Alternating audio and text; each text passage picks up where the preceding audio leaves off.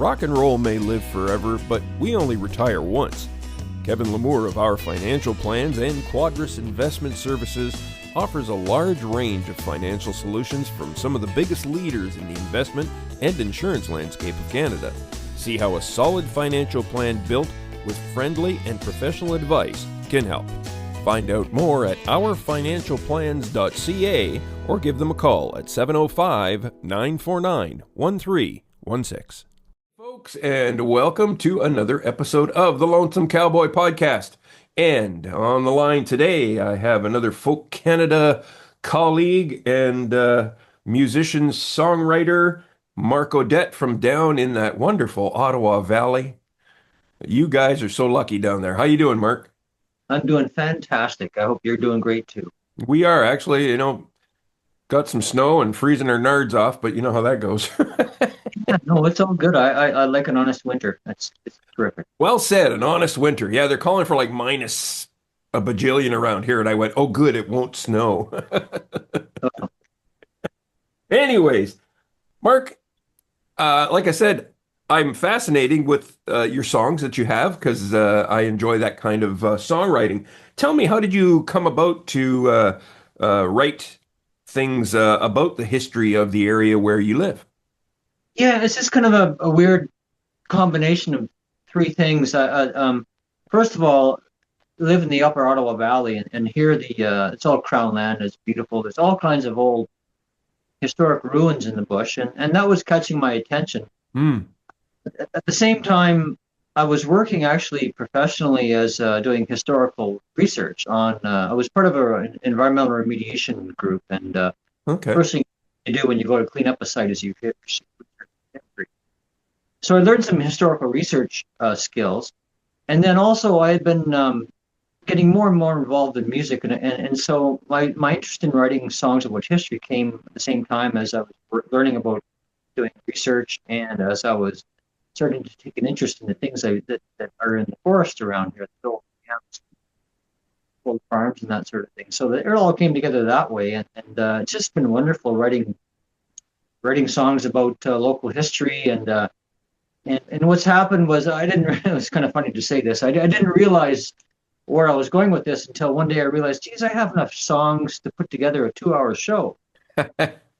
So I put together this show, and I rearranged the songs into a narrative, and then next thing you know, I have this show that speaks to the history and heritage of the Ottawa Valley, and it takes listeners on a sort of a musical tour through time, and it's just been fabulous, and I get lots of really great feedback, and it's been just wonderful doing this. It's not easy to actually, the narrative ends up being the more difficult thing to deal with, not so much the playing songs, but because you want to be accurate, you want to present yourself well, you want to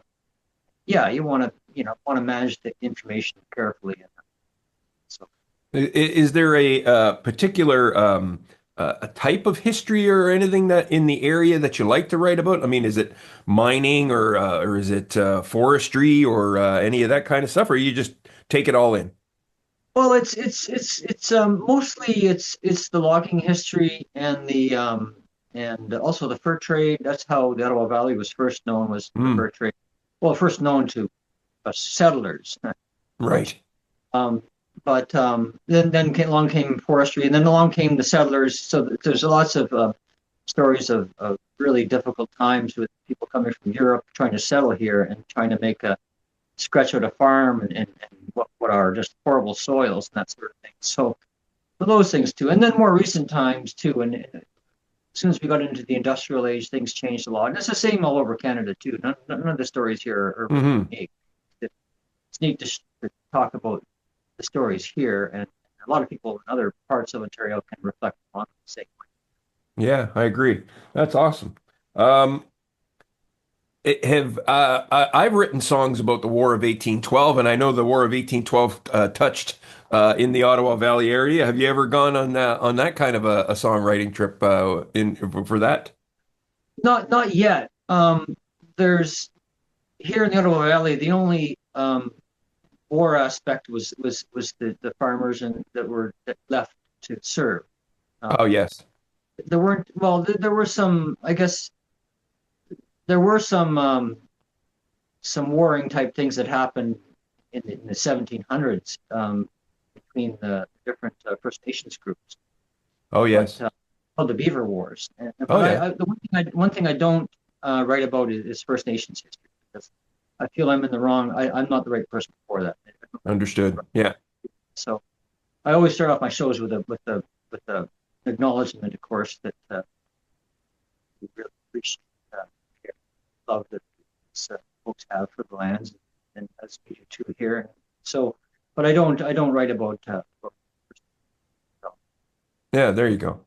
Okay. Mark, I just noticed your voice was fading out a little bit at the end, so we'll just get you to, oh, yeah, it just, I guess you just got to okay, keep the volume at a certain thing. I think yeah, okay, your great, microphone's playing games with you. okay, yeah. Yeah. When it comes to when you get inspiration for a song, is there a certain what kind of stories are the ones that catch your ear? Let's put it that way.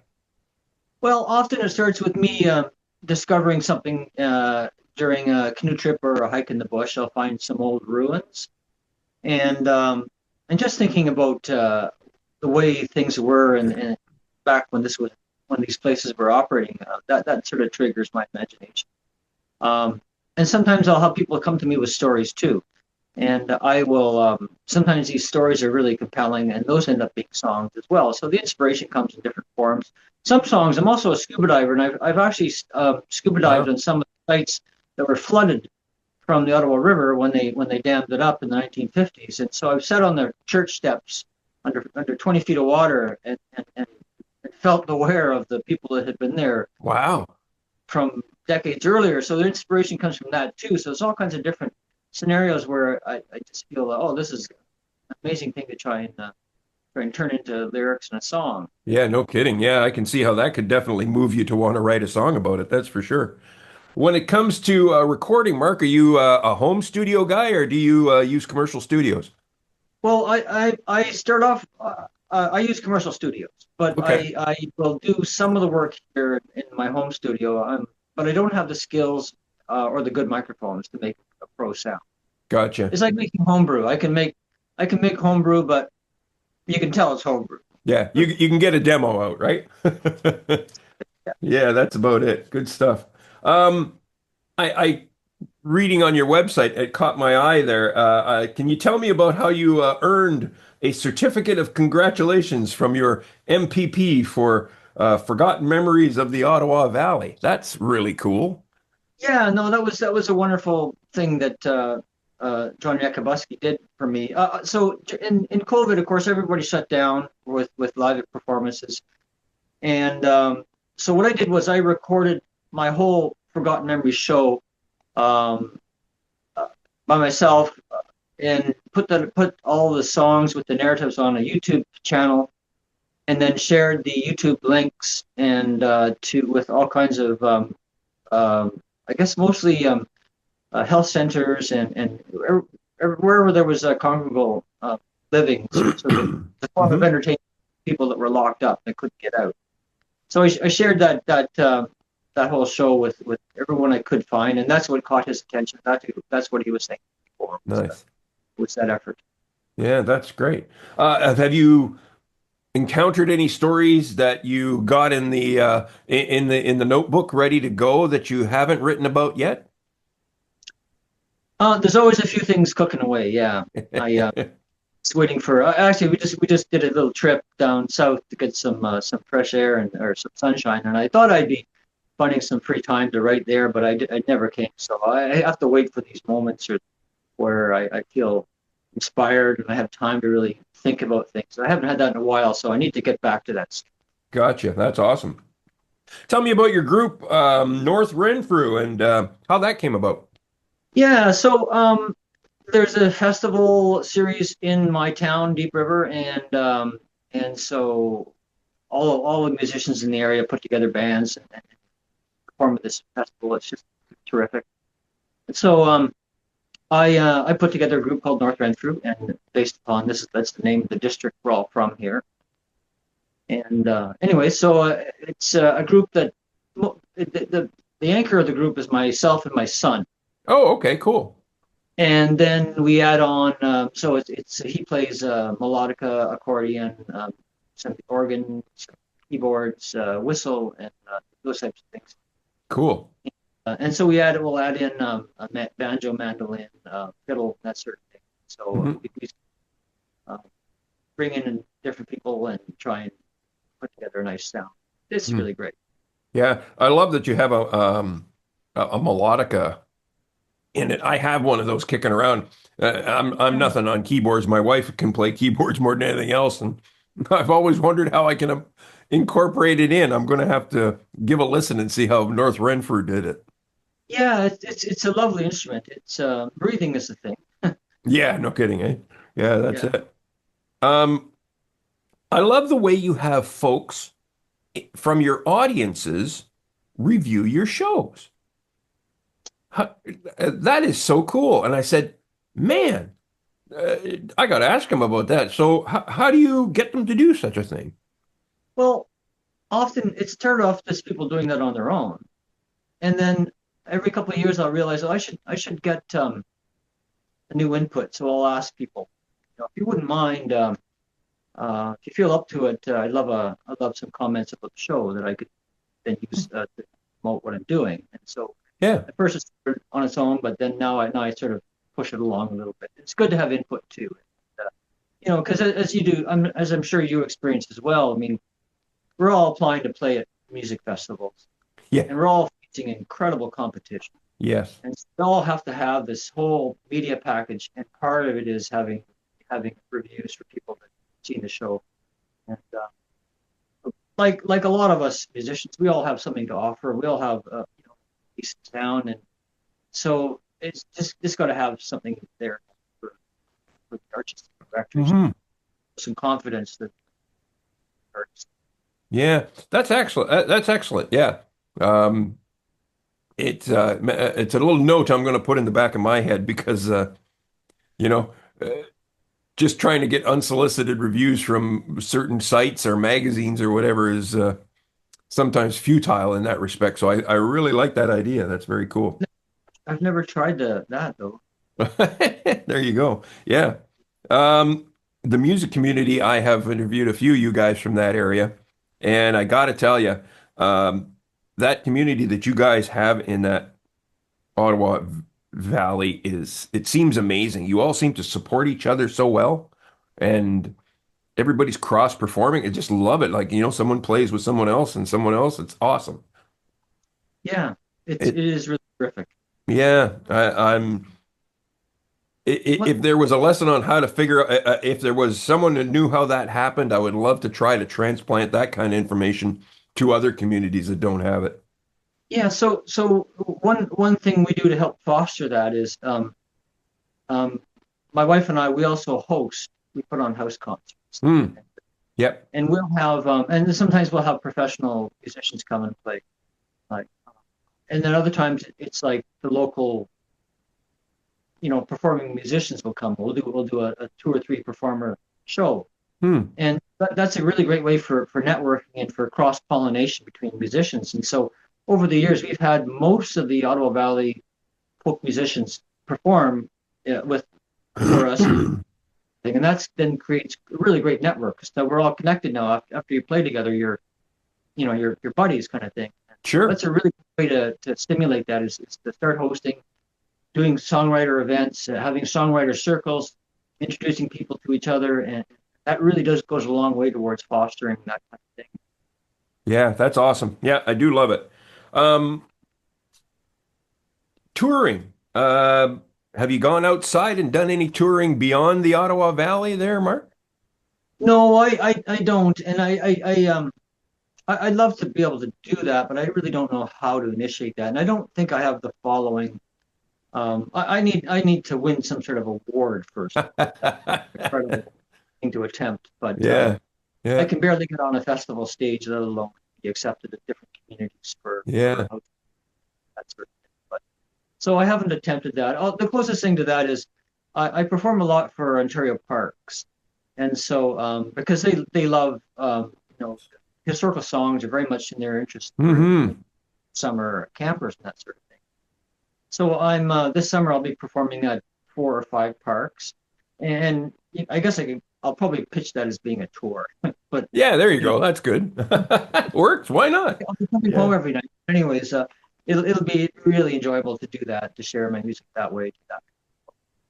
Yeah, that's awesome. That's actually one of the better ways to do it, I think, nowadays is having a reason to go there. And like, you Yeah, get 5 shows at 5 different provincial parks. Well, to me, that's close enough for a tour because, I mean, hey, even long-standing musicians can't sustain touring with the costs that they're facing and stuff. And, you know, if we hadn't got a grant for our tour, I think it wouldn't have been as smooth as it was, let me tell you that. yeah, I'll bet. Yeah.